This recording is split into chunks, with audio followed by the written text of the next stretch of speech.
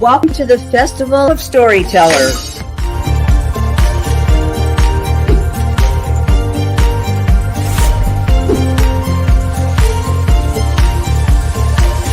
I thank everybody that's involved with this process because we know writers need readers and writers need publishers.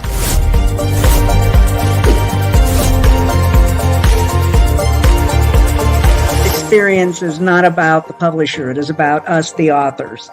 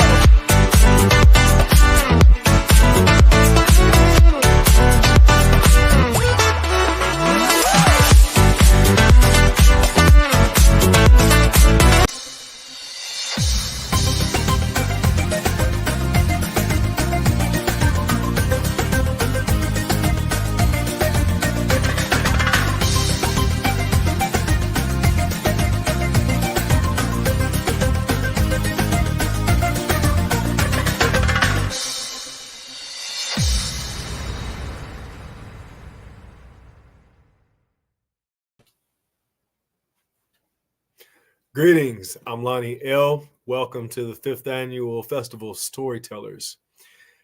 Today's topic for the next half hour will be the craft of writing for nonfiction.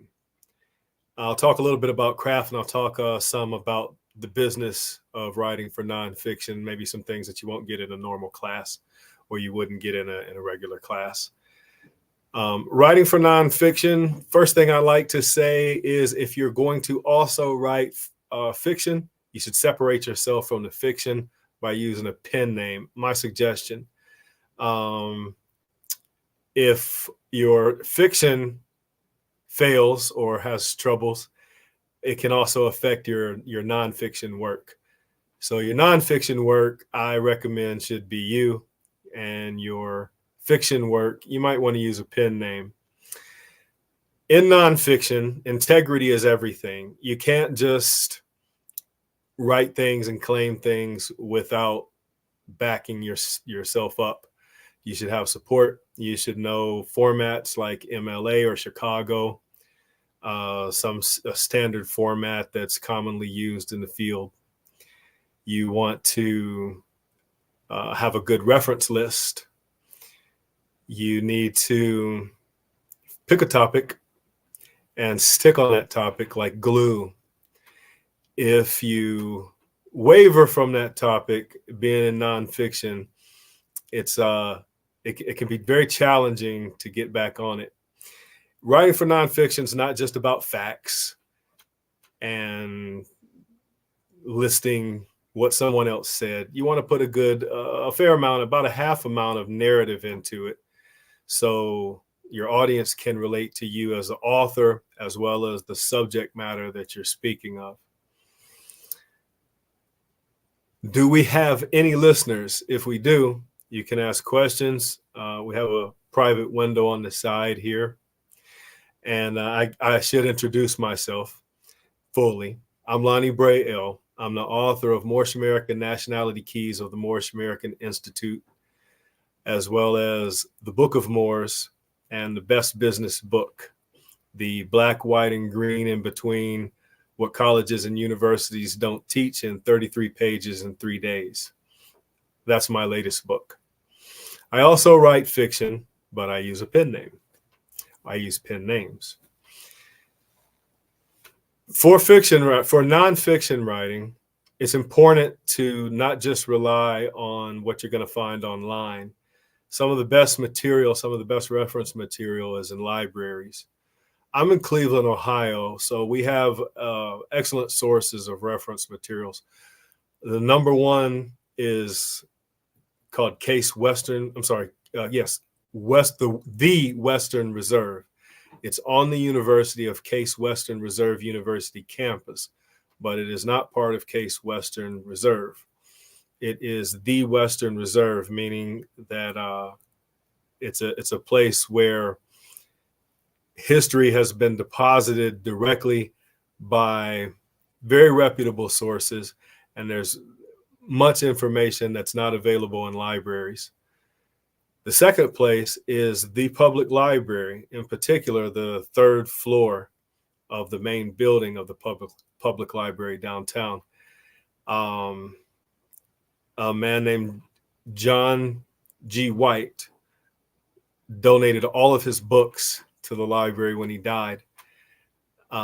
He has not just books, but artifacts there, like cuneiform tablets, actual cuneiform tablets. I don't know how many people are familiar with cuneiform, but it's ancient. It's the most ancient form of writing. And some of the tablets are tiny, just finger size, but they let you put gloves on and hold them and examine them as they do some of their book or all of their books there. Some of the best things I found for material for my books, I found in that library. Some of the books are huge,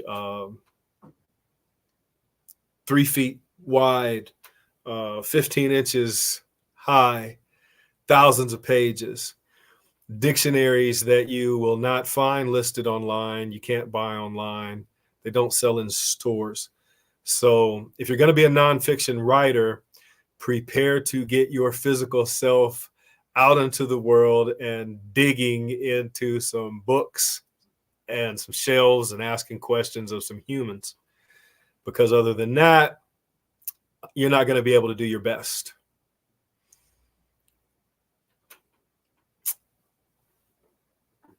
Is there anyone listening besides JV?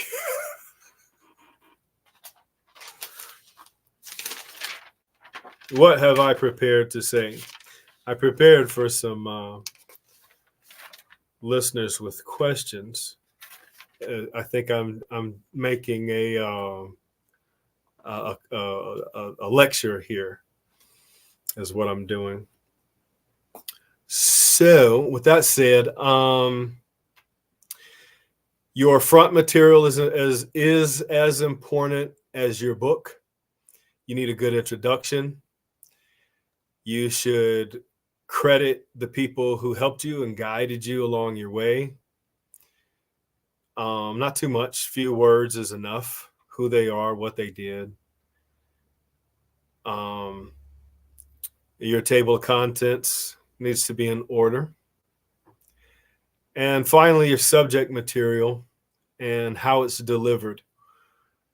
You can write on anything, with anything, to get your ideas out, to get your material down and start producing your work.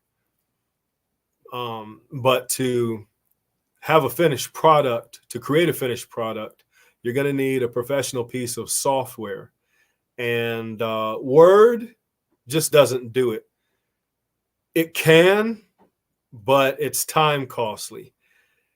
I recommend using something like InDesign. Adobe InDesign is what I use. There's other programs, but Adobe InDesign has your page, your regular page, as well as to the side. You can take notes. You can create boxes. You can save your work in different ways that you can't do with Word. And it has an excellent source of customer support 24 hours a day. Adobe's there to help you. I didn't mean to be making an Adobe commercial without endorsement. But Adobe, you're worth it. I don't want to say Adobe's worth it. You're worth it. I'm speaking to you, the writer, right now. And you need to know the tools to work with to save you some time, because I actually spent years wrestling with Microsoft Word before I discovered Adobe InDesign. Let me see where we're at now. We're 12 minutes in, about halfway through. Let's talk about, hi, Reginald McBride. Let's talk about final production. Adobe has another product called Illustrator. And Illustrator is what what you can use to illustrate your book. I encourage you to try on your own, even if you have money to pay somebody or one of your friends or family members can do a better job than you. As a professional, you should get your hands into every aspect of your book, is what I feel. That way, you know the business better. You put more of yourself into the work. And Adobe Illustrator is another piece of professional software that can do many things that InDesign can't. You can use InDesign to do several of the things that Adobe Illustrator can do, but Adobe Illustrator has a lot more ability to create unique text and build images that InDesign can't do, and in ways easier than InDesign can do.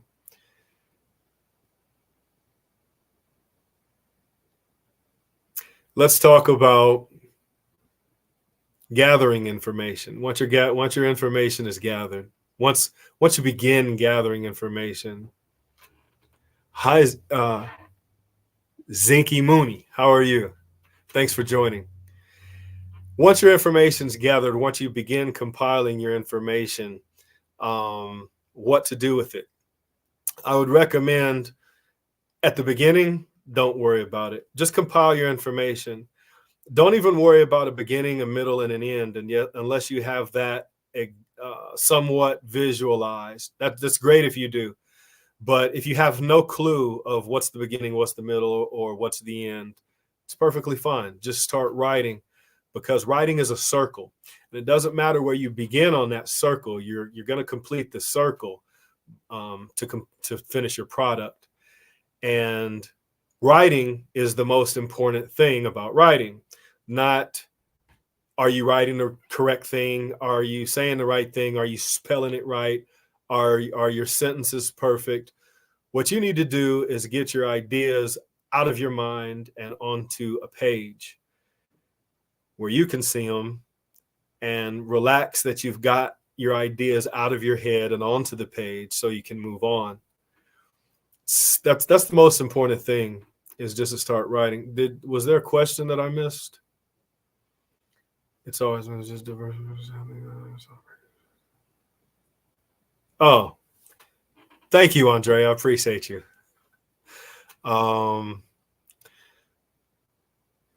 I personally didn't know anything about martial. Oh, thank you. I appreciate that. I'm glad I was able to help, and that's my mission, to contribute. Here's something to talk about nonfiction. Depending on your subject matter, how serious it is. My subject matter is extremely serious. I've lost friends. I have actually the Moorish American Institute that I am now CEO and headmaster of.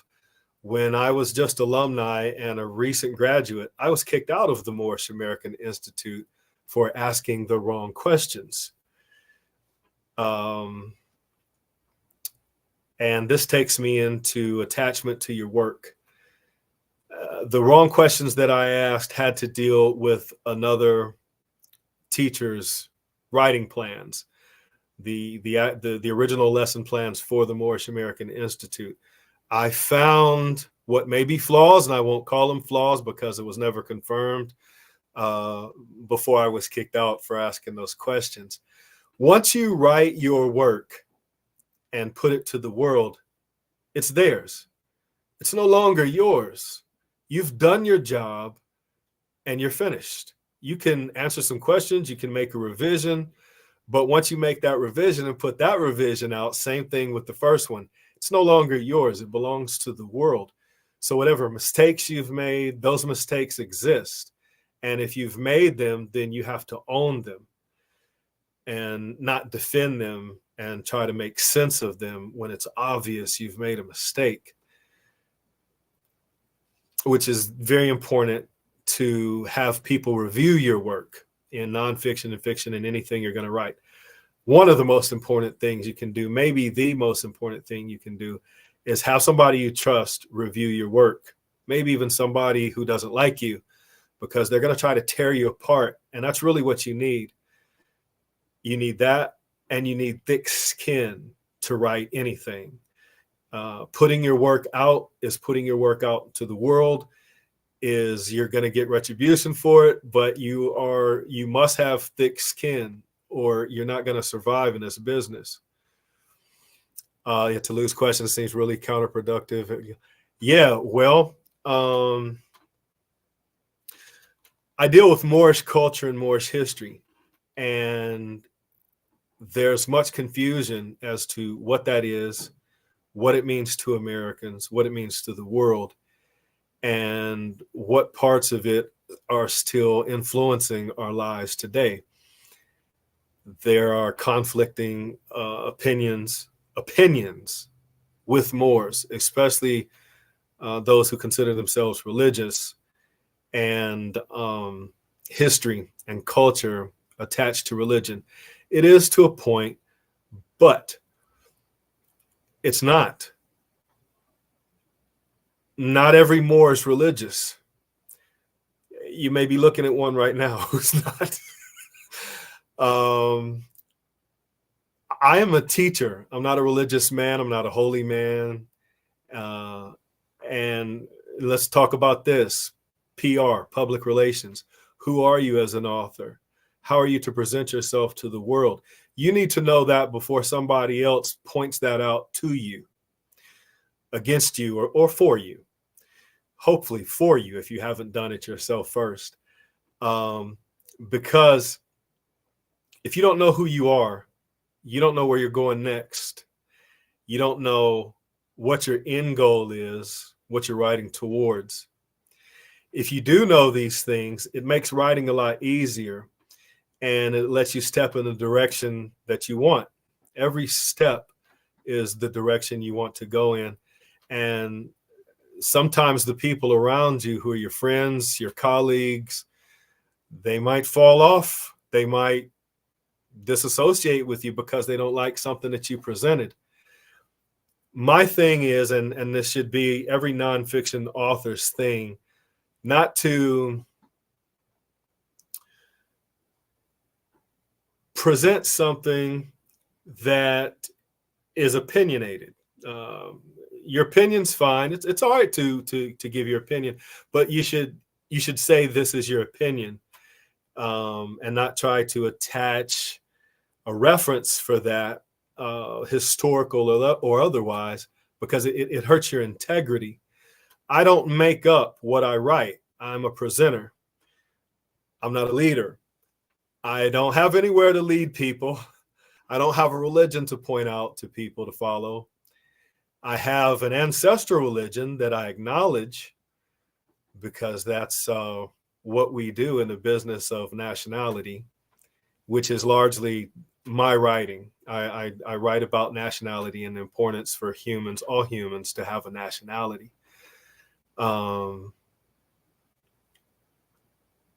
Without a nationality, I'll say this fast. Without a nationality, we're in trouble from a legal standpoint. And I say that from the perspective of I am a top-rated author for law, in particular, indigenous law, administrative indigenous law, and court records procedures. I've helped people through court battles, civil and criminal, dealing with the nationality issues, and it's a rough road. And this takes me to something else. Sometimes what you write, some people will agree with, and it doesn't matter if they agree with it or not. Some people who disagree know that what you're saying is true, but for their own personal agenda or their club's agenda they'll deny you. They'll deny you publicly and maybe pat you on the back in private. I've gotten that before.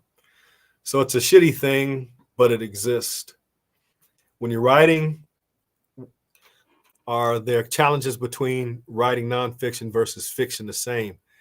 Yes, yes. Many of the challenges are the same.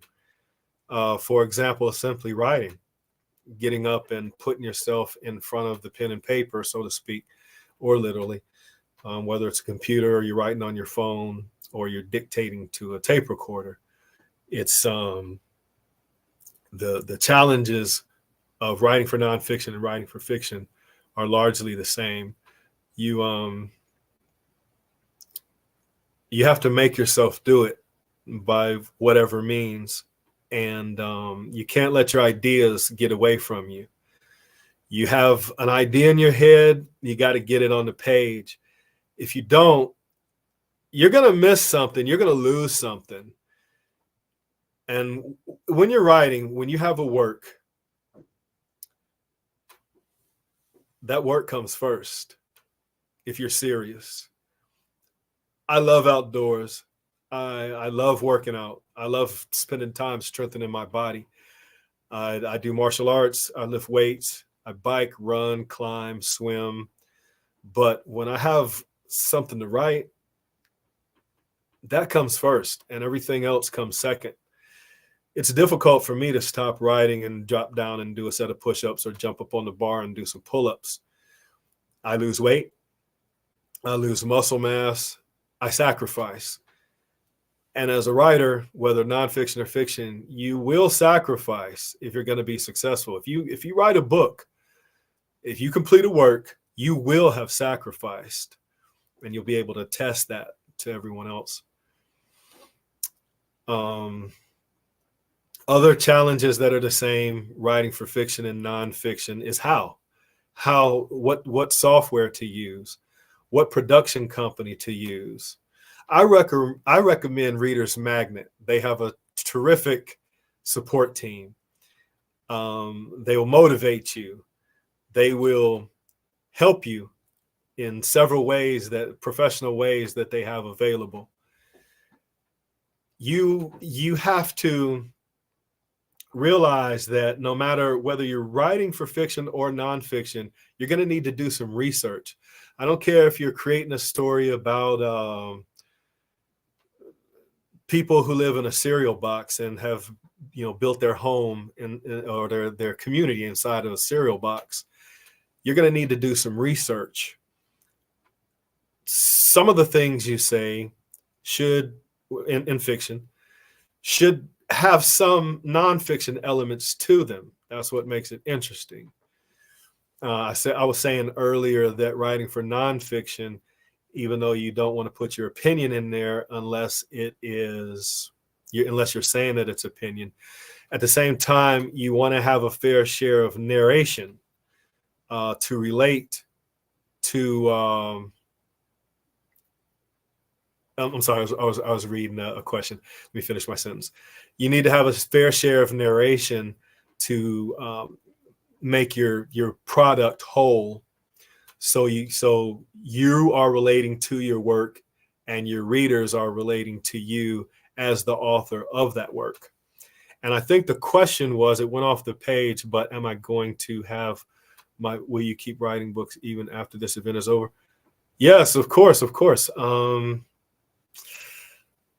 Here's something as a writer of fiction or nonfiction. I was in Guanajuato, Mexico, and I was not a writer, and I was not an English major. I was a computer science major, and I was sitting at an outdoor cafe called Bar Ocho, owned by a pretty lady named Julie. Hi, Julie. And I had a conversation with a writer.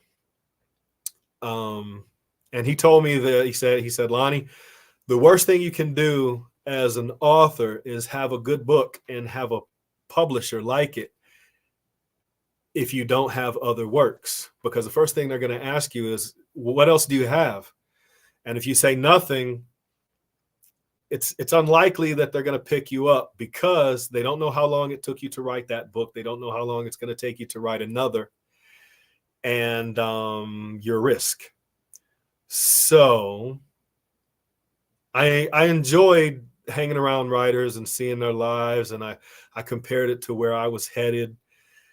And I saw myself sitting alone, punching the clock, and waiting to be around friends. And when I became a writer, I was just writing. I wrote for over 10 years.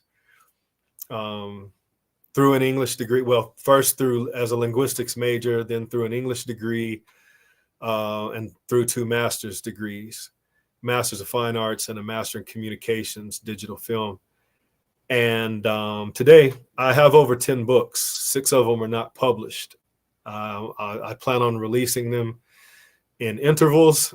I just published in 2021. That was the book Moorish American Nationality Keys of the Moorish American Institute.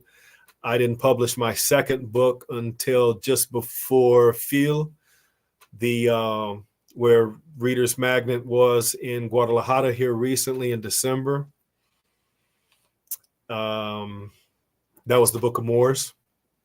And so, yes, if you have one book, that's great. That's great. Clock yourself. How long did it take you to write that? You need to know that for yourself. Could you do better? Could you do faster? If you write a shorter book, would it be faster? Would it be longer?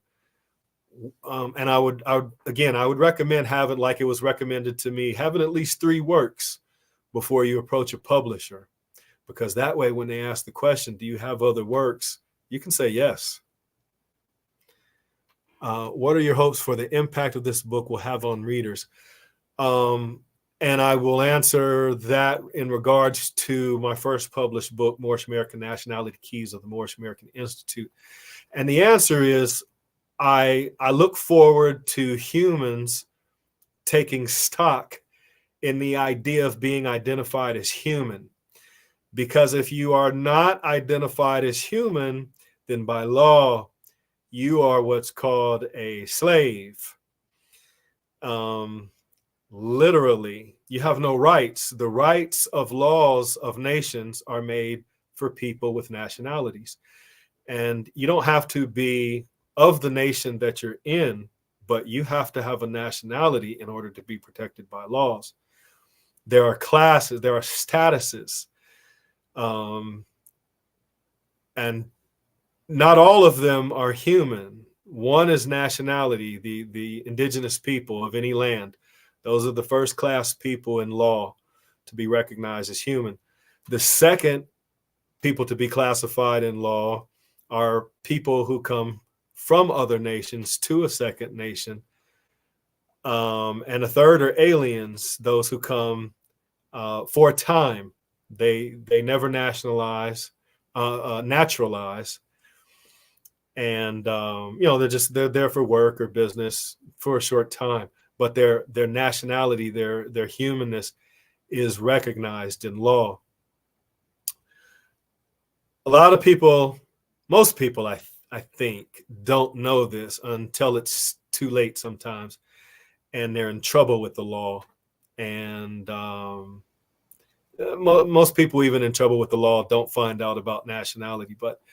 But people with nationalities are treated different by law enforcement, by judicial procedures than are people without nationalities. And let me take this question. Was transitioning from your previous course into writing smooth, or did you have some major bumps along the road?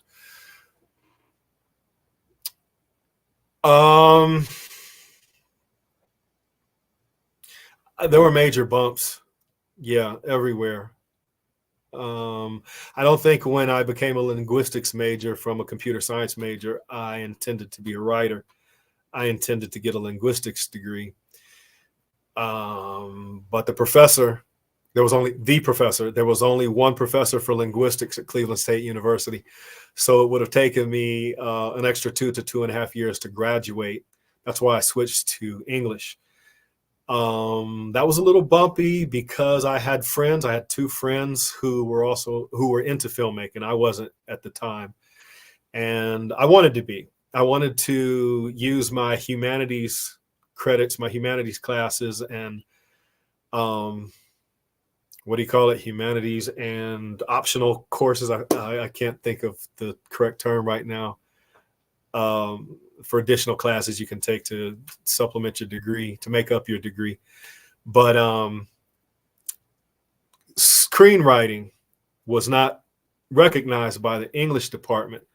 So I had to go through some hoops. I actually wrote a paper and convinced the English department to recognize the screenwriting classes for English credit. So that was a little bumpy for me personally as a writer, as a going from one to the other. It wasn't so bad. I think I'm a natural writer. I was told that when I was 12 years old. I ignored it for like ever, but it turned out to be true. What's the most effective manner to, I think that's get those ideas out. I seem to be having a lot of hard time putting pen to paper, so to speak. All right, let me ask you this. Do you drink? Because if you do, I bet the ideas will start flowing once you've had a glass of or two of your favorite drink, or shot, or a caballito. That works for me very well. Other than that, getting your ideas out, it's about being honest with yourself, your focus. Why are you writing? Who are you writing for? And stick to that. If you can see where you're going, you don't have to see that. You don't have to know the end of your book, the last chapter, the last line. But if you have an idea of what you're writing towards, wait, your question was how to get it out, how to get your writing out. I recommend discussing that with an agent of Reader's Magnet. They can help you. They're not going to lead you wrong. There's other avenues to self-publish, but it's worth it to pay the money. I have paid what some people call too much money at some point, and not to Reader's Magnet, but other places. And even though maybe that's true, I could have learned what I learned for less, but everything that I learned was invaluable. And I would have paid 10 times the amount that I paid to learn each thing that I learned, because that's your craft. Those are your tools. And however you get them, get them. Get your tools, get your lessons, meet people, talk to people. That's how you get your work out. Open yourself up. Be like a defeated lion on the battlefield. Open your arms up and expose your weakest parts. Let somebody see that. It'll help you. I missed a question. Can we repeat that question? A glass of wine always helps you. Yeah, there you go. Yep. All right, we have 2 minutes left. I will take any questions you have.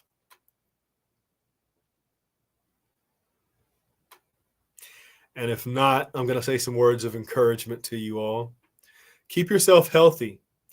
If you're healthy, if your body's healthy, your mind's healthy, your spirit's going to be healthier. Keep your environment clean and neat. And I mean clean, from the ceiling to the floor. If you have a clean place to work, you have a clean place to breathe, you're not going to be worried about that. It helps. Cleanliness does help. Get fresh air. If you're somewhere where you're not getting much sunshine, get some vitamin D in you. Vitamin D comes from the sun, and if you're not out in that sun, you need another source of vitamin D. And milk is not the best thing to be putting in your body, animal milk. So we are about, anybody got any questions left? We got a minute.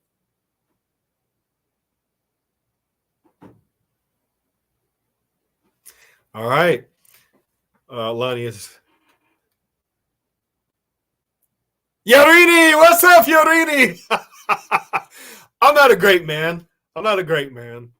But I appreciate you saying that, Yorini. You're a great woman. I had a great time being around you. And thanks for trusting us and coming out with us in the dark to drink tequila. I appreciate that. We all had fun.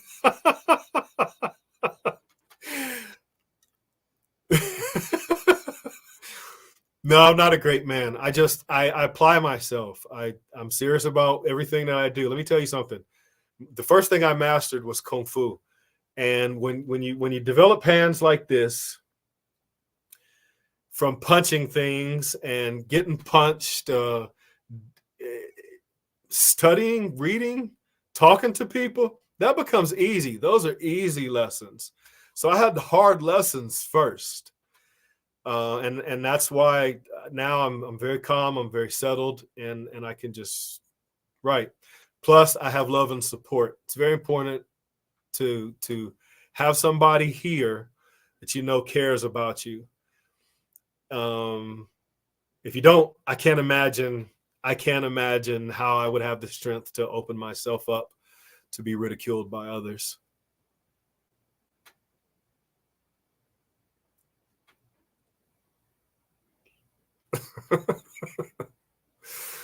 I've had a great time here speaking with you all.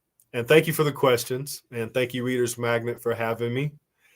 And I look forward to seeing you again in our next conversation. And I think we have a roundtable. Yes, we do have a roundtable discussion coming up tomorrow. So anyone who is able, please join us then. And you can get the schedule from JV.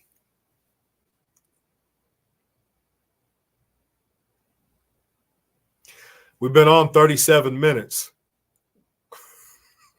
So I'm going to close the show right now and say thank you again to everyone.